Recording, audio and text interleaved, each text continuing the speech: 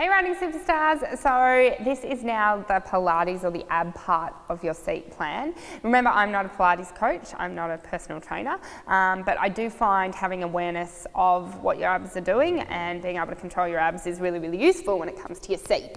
So the first one I want you to do is, if you've never done abs or never done Pilates, if you just lie on the ground with your feet on the floor, and put your hands underneath, you'll realise that there's a natural curve in your back.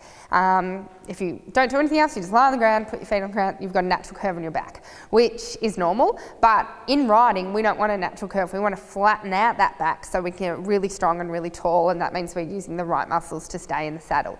So what I want you to do is, even if you want to start with, put your hands under your back and just do a set of 10, pushing your hands down into the ground. So 1,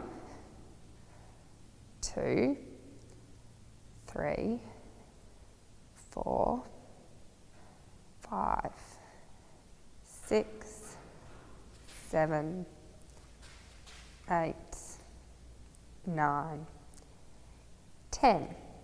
And you'll notice, to flatten out your back, you actually have to move. So right now, if I really emphasize the curve in my back, I have to emphasize the curve in my back by making my pelvis tilt this way.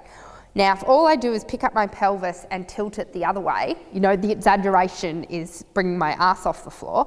But if I just tilt my pelvis, keep my bum on the floor, but tilt my pelvis, I can't get my hands underneath my back, underneath my back, because my back is being pushed to the ground. Now, if I just let my pelvis go wherever it wants to, I now have a gap. So in order to flatten my hands and to get rid of that gap that you can't put your hands there, you have to tilt your pelvis a certain way, which is what you want to do on the horse as well.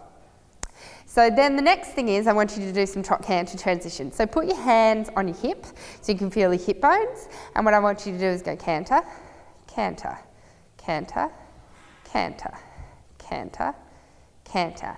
And the canter aid is, this is really exaggerated, a scoop of your seat bone. So it's not that, but it is a subtler, much more subtle version of that. So it really is just tensing your muscles and tilting that pelvis on that one side.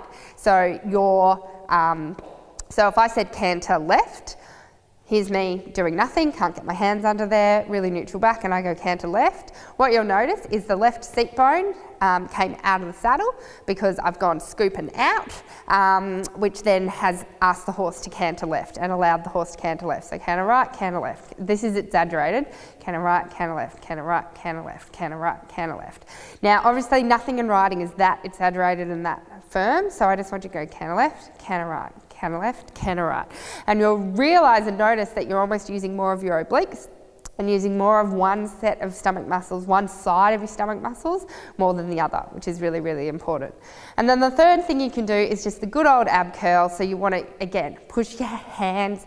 The biggest thing is, if you do all of this like this, canter left, canter right, canter left, canter right. Oh, I can put my hands underneath my things. I can do an ab curl. I can literally almost do an ab curl. It's pretty hard with that big curve in my back. But if you tilt your pelvis, flatten your spine down to the floor so you can feel every single bit of the floor with your spine, and then do an ab curl, that's going to give you a lot more bang for your buck, especially in terms of your riding.